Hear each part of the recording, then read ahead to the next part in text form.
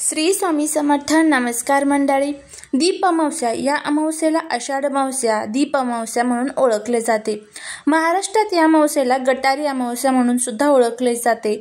तर यंदा ही दीप अमावस्या महाराष्ट्रात 4 ऑगस्ट 2024 रोजी साजरी केली जाणार आहे.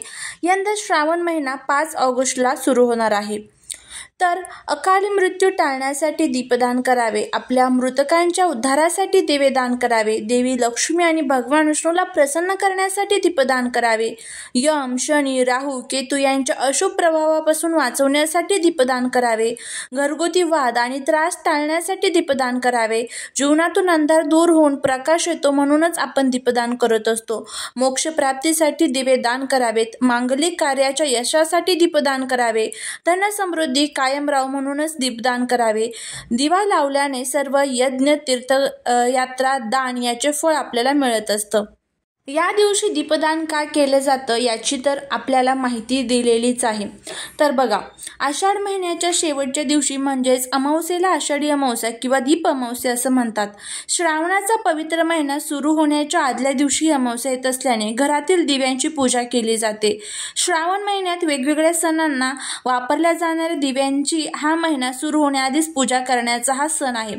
या दिवसाचं महत्त्व काय, तर दिव्यांची पूजा कशी करावी, या दिवशी मुलांना ओवाळलं जातं आणि त्याचबरोबर मुलांसाठी दिवे लावले जातात. याबद्दलची माहिती संपूर्ण आपण या आजच्या व्हिडिओमध्ये घेणार आहोत की प्रत्येक आईने आपल्या मुलांसाठी एक प्रकारचा दिवा लावायचा आहे. हा दिवा कसा, कुठे आणि कशा पद्धतीने लावायचा, संपूर्ण माहिती आपण या आजच्या व्हिडिओत घेणार आहोत.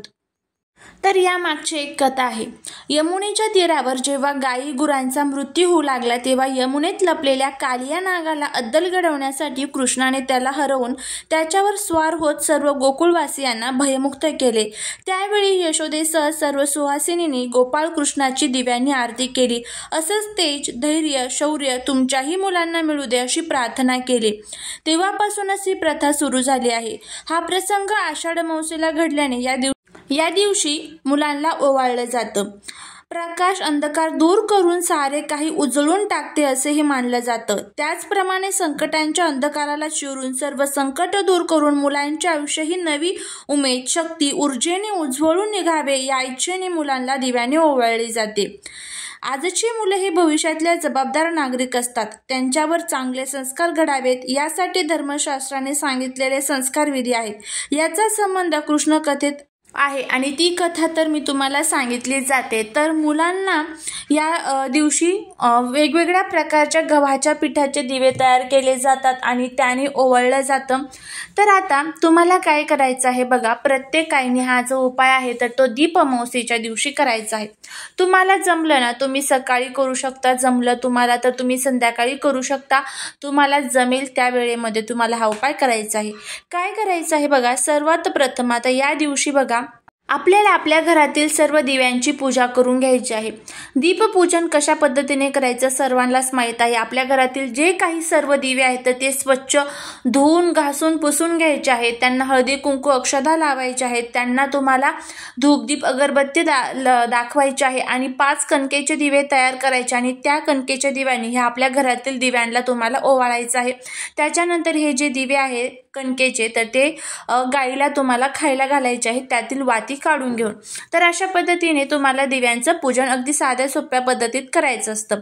त्याच्यानंतर तुम्हाला आपल्या मुलांसाठी एक दिवा लावायचा आहे. दिवा बुद्धीचे, ज्ञानाचे, त्यागाचे प्रतीक असतो. दिव्यामुळे आपल्या मनामध्ये शौर्य, धैर्य निर्माण होते. दिव्यामुळे आपल्या जीवनात प्रकाश पडत असतो. दिव्यामुळे आपल्यावरती असणारे संकट, विघ्न, अडचणी, दोष दूर होऊन प्रत्येक क्षेत्रात आपली प्रगती होत असते.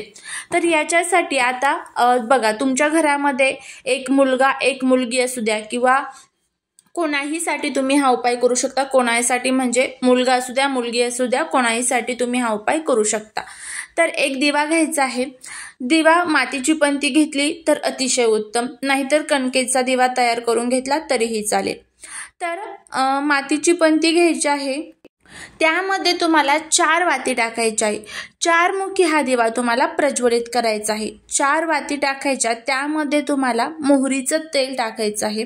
मोहरीचं तेल नसेल तर घरात तुमच्याकडे जे कोणते तेल असतं पूजेसाठी ते तेल टाकायचं। एक प्लेट घ्यायची, प्लेटच्या खाली तुम्हाला स्वास्तिक काढायचं आहे। त्याच्यानंतर त्यावरती हळदी कुंकू अक्षता अर्पण करायचा, हा दिवा त्यात ठेवायचा। त्याच्यानंतर तुम्हाला तुमच्या मुलांना तिथे बसवायचं आहे, कुठेही तुम्ही घरामध्ये बसवू शकता। त्याच्यानंतर पिवळी मोहरी, 2 लवंग आणि 1 विलायची, 1 कापूरचा तुकडा आणि 1 तुम्हाला काळी मिरी, हे सर्व साहित्य आपल्या हातात घ्यायचं। मुलांवरनं तुम्हाला 5 वेळेस हे साहित्य ओवाळायचं। ओवाळल्यानंतर तुम्हाला हे जे सर्व साहित्य आहे तर त्या दिव्यामध्ये टाकायचं। त्याच्यानंतर तुम्हाला हा दिवा प्रज्वलित करायचा आहे आणि या दिव्याने परत तुम्हाला मुलांना ओवाळायचं आहे। मुलांना तुम्हाला ओवाळत असताना माझ्या मुलांच्या जीवनातील जे काही संकट, विघ्न, दोष, अडचणी, दुःख, दारिद्र्य, नजर दोष, ज्या काही अडचणी त्यांच्यावरती आलेल्या आहेत तर त्या सर्व अडचणी संपूर्ण जाऊ दे अशी आपल्याला प्रार्थना करायची आणि त्याच्यानंतर हा दिवा घेऊन घराच्या बाहेर यायचं। घराच्या बाहेर आल्यानंतर अशा ठिकाणी हा दिवा ठेवायचा की तो तिथे शक्यतो करून 1 तास तरी जळेल अशा ठिकाणी तुम्हाला हा दिवा घराच्या बाहेर ठेवायचा आहे। दरवाजाच्या बाहेर जरी ठेवला तरीही चालेल आणि हा दिवा तिथे जळून द्यायचा। 1 तास जळाला की त्यानंतर तुम्हाला आपल्याला हा जो दिवा आहे तर त्यातलं साहित्य हे निर्माल्यात टाकून द्यायचं आहे आणि परत हा दिवा तुम्ही तुमच्या घरामध्ये स्वच्छ करून पूजेसाठी वगैरे परत तुम्ही यूज करू शकता।